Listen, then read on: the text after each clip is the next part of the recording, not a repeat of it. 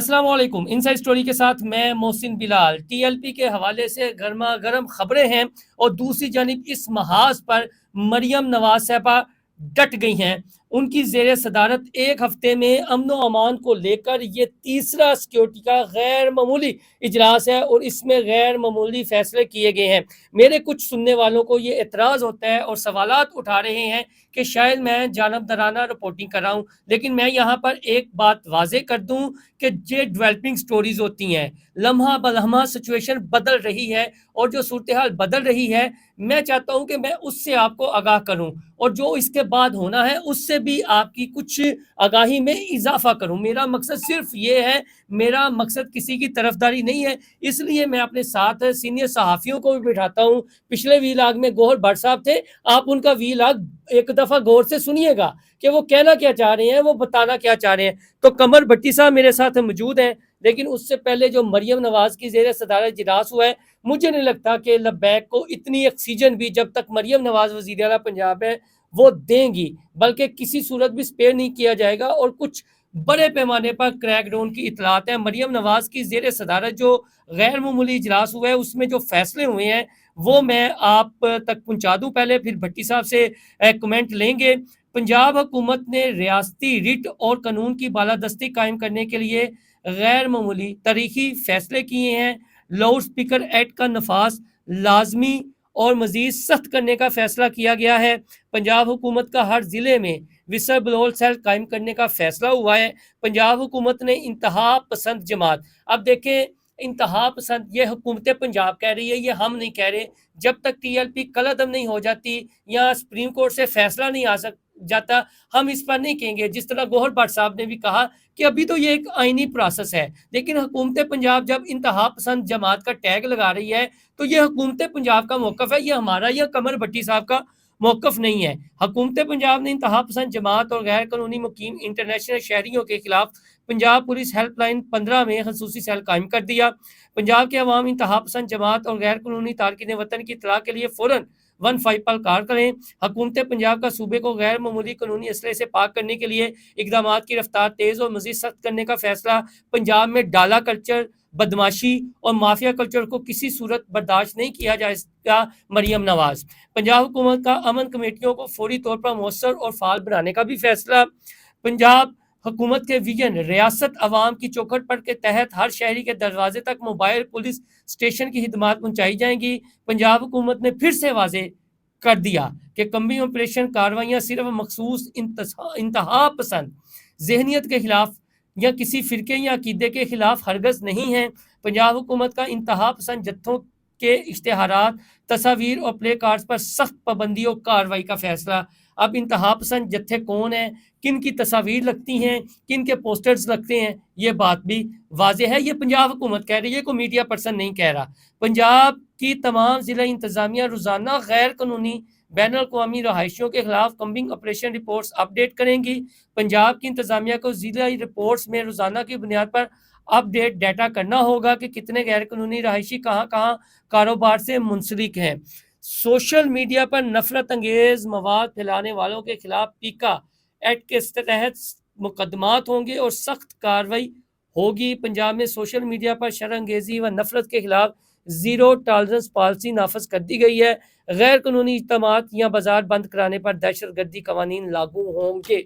ये है। और सोशल मीडिया की जो अज़मा बुखारी साहबा ने भी बात की, तो मैंने ये कहा था कि उनके जहन में कोई अबहाम नहीं है। अब एक हफ्ते में सिक्योरिटी का ये गैर मामूली इजलास खुद मरियम नवाज चेयर कर रही हैं, जिनके बारे में ये प्रोपेगेंडा किया गया था कि पिछले दिन उन्होंने एक तकरीर की है तो सामने बुलेट प्रूफ शीशा लगाया हुआ था और फिर उन्हें यह कहा गया है कि अपने घर से बाहर ना निकले, लेकिन वो अपने घर से बाहर निकल रही हैं पंजाब की आवाम की खातिर बकौल उनके। भट्टी साहब, मरियम नवाज ने जब वज़ीर आला बनी थी उन्होंने कहा था रस्ते जो बंद करेगा माँ रुथलेस हो जाऊंगी। तो मरियम नवाज ये जो गैर मामूली इजलास में फैसले हैं रुथलेस होती हुई तो वो दिखाई दे रही हैं। मैं आपका कमेंट चाहूंगा इस पे। बहुत शुक्रिया। मैं आपको ना थोड़ा सा आपको सब्र से सुनना होगा मैं और सब्र से सुनता मैं बट बताता हूँ ना, क्योंकि दो चीज़ें हैं। पहली बात तो ये है कि आप ये बात समझने की कोशिश करें कि टीएलपी कौन है, इसका पस मंज़र देखने की कोशिश करें। टीएलपी को जिस वक़्त एक पॉलिटिकल जमात के तौर पर रजिस्टर किया गया, उस माहौल में मुस्लिम लीग नून का जो वोट बैंक था, मुस्लिम लीग नून, आपको पता है इसका जो पहले इलेक्शन है वो आईजीआई इस्लामी जमहूरी इत्तेहाद से उन्होंने इलेक्शन लड़े हैं। एक मजहबी उनके साथ प्रॉपर एक टच था, मजहबी अलायंस था, और उसमें मजहबी वोट बैंक जो था ना वो मुस्लिम लीग के साथ जुड़ा, और बाद में फिर मुस्लिम लीग नून बनी, आईजीआई अलग हो गई। तो मुस्लिम लीग नून के साथ जो वोट मजहबी वोट बैंक बना, उस वोट बैंक को तोड़ने के लिए टीएलपी अमल में लाई गई, ठीक है ना। तो वो किधर से टूटा, वो जाहिर है कि मुस्लिम लीग नून से टूटा, और किसी, या तो वो दूसरे खाते में चला जाता था, मैं थोड़ा सा बता रहा हूँ ना, वो पीटीआई के खाते में चला जाता था, पीपल्स किसी और जमातों के खाते में चला जाता था। तो उन्होंने कहा कि ये जो बाकी तरफ जाता है इसका एक अलग से वोट बैंक बना दिया जाए, ताकि मुस्लिम लीग नून जो है वो फायदा ना उठा सके।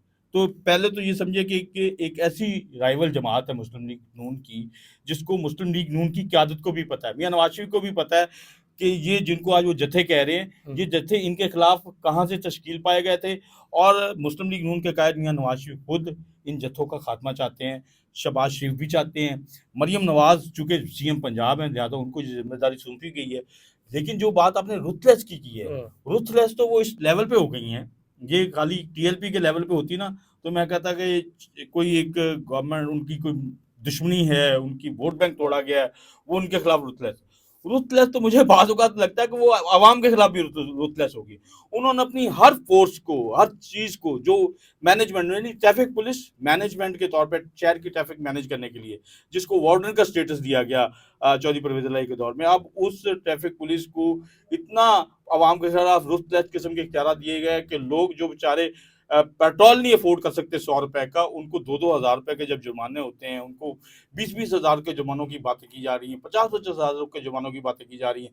सड़क के ऊपर नहर किनारे अगर आप देखें तो आपको कई मरतबा ट्रैफिक पुलिस के पूरी टीम जो है खड़ी होती है, और वो रुकावटें खड़ी करके पूरी ट्रैफिक में भी खलल डाली होती है, और सिर्फ उन लोगों को जिनके ई चालान हुए होते हैं उनको रोक के उनसे, और वहां पे कई आपने देखा लोग आगे लगा रहे हैं, अपनी गाड़ियों को जला रहे हैं, रिक्शे वाले जला रहे हैं।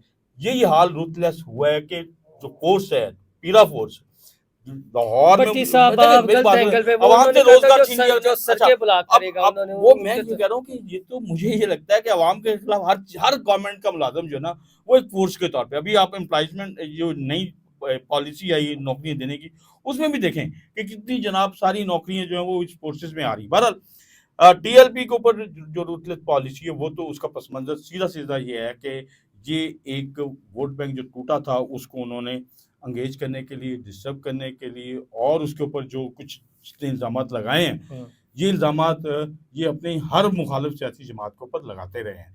ये इल्ज़ाम जो है डॉक्टर ताहिर अल कादरी के ऊपर भी लगता था, क्योंकि उनकी एक अवामी इत्तेहाद या उनकी अवामी तहरीक, उनकी सियासी जमात थी, तो उनको पर भी लगता था, उनके खिलाफ भी मॉडल टाउन का एक ऑपरेशन हुआ, और उस वक्त भी यही कहा जा रहा था कि इनके मिनहाज कुरान सेंटर से जो है वो कोई बहुत बड़े असलाह पकड़ा जाना है, ये वो।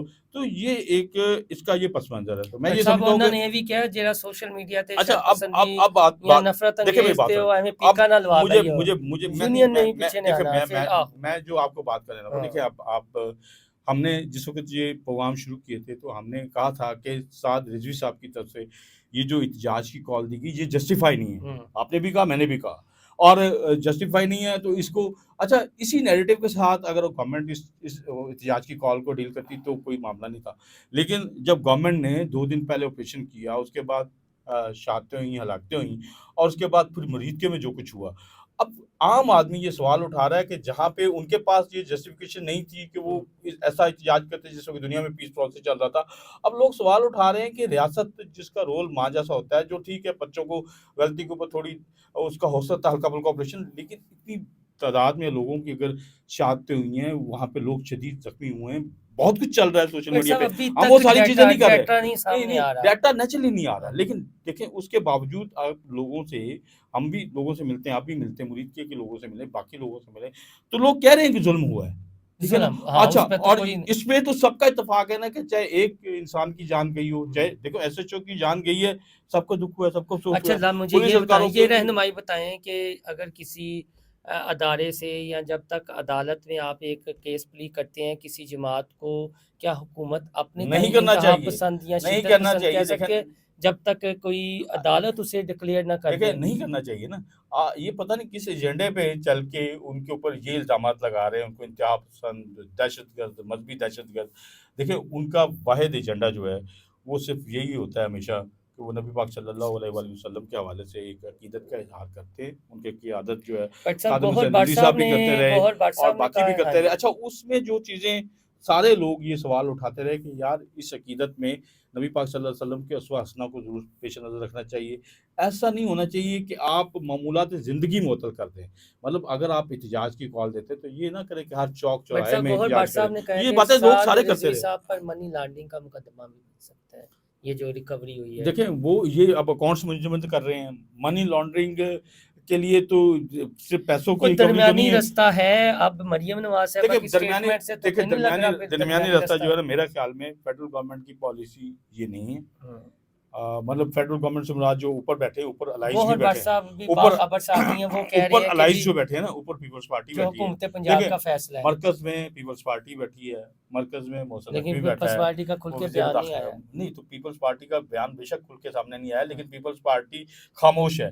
और इस पे पीपल्स पार्टी ने कोई ये नहीं किया कि टीएलपी के ऊपर उन्होंने कोई कहा हो कि ये कोई दहशतगर्द तंज़ीम है, ये कोई इंतहा पसंद तंज़ीम है। ये ज़रूर उन्होंने कहा कि इस तरह की जो बट वाक़या है साहब वो नहीं होना एक चाहिए। एक तो नुक्ता नज़र ये मरकज़ में मुझे नहीं लगता कि इस तरह की नुक्ता नज़र ये है कि जिस तरह के मरियम नवाज़ साहिबा सख्त फैसले कर रहे हैं, अब देखें वो उनकी मुखालफत भी है, उनके हक में भी कैंपेन चल रही है।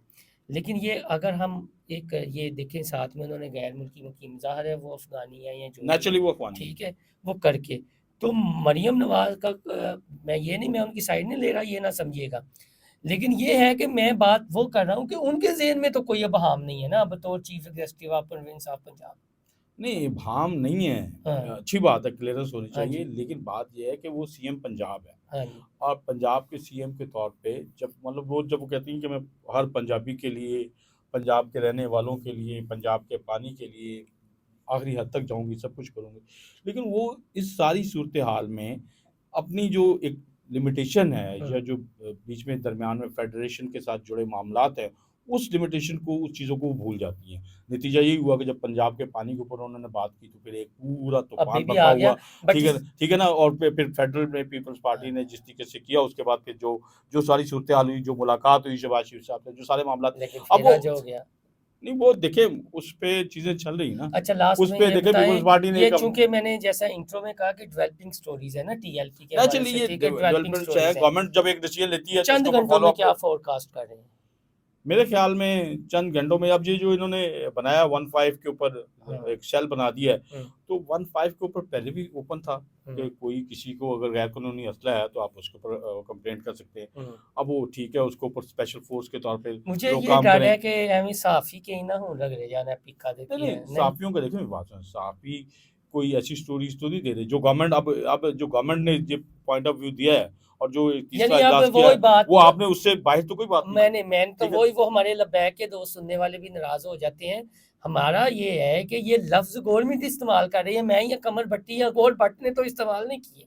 ये तो हुकूमत की स्टेटमेंट है ना, तो हम हुकूमत क्या सोच रही है, हुकूमत क्या इक़दामात करने जा हुकूमत रही है? नेचुरली एक हाँ, सिंपल मैं आपको बताऊँ कि एक चीज़ गवर्नमेंट जो है वो सोच रही है कि हमने इंटरनेशनली किस तरीके से अपने माशरे को दुनिया में बताना है कि हम एक लिबरल माशरा है, हम एक ऐसा माशरा है जिसमें तमाम मज़ाहिब के लोग जो है ना वो इक्वली रहते हैं, उनके कोई अच्छा राइट्स एक रिज़र्व नहीं खबर होते। मैं लास्ट में बता दूँ बल्कि एक निजी यूनिवर्सिटी है भट्टी साहब प्रेस क्लब के साथ भी उनका हालात वो अहमदियों के हवाले से ना एक फ़ंक्शन करवाना चाह रही थी, लेकिन मजलिस आला अहरार या उनके जो कायदीन हैं उन्होंने एक्शन लिया, जगाया झंझोरा, तो वो फिर फ़ंक्शन कैंसल हो गया। ठीक है?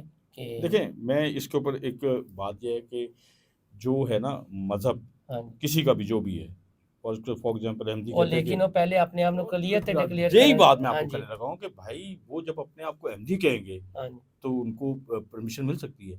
लेकिन जब वो कहेंगे नहीं हम हाँ मुसलमान जी, हैं, बिल्कुल। तो फिर परमिशन नहीं मिल बट सकती। साहब ये इस पर इश्यू है, इस ये बड़ा इस क्लियर है पर और और उनका यही प्रॉब्लम है कि लबैक के वोट बैंक कहाँ-कहाँ फ़ायदा नुकसान हो सकता है और ये जो अहमदी वाले आपसे अलग में फिर वीलाग करेंगे क्योंकि दुरानिया ज़्यादा हो गया है। नेचुरली तो अपना फ़ीडबैक ज़रूर दीजिएगा। अल्लाह हाफ़िज़।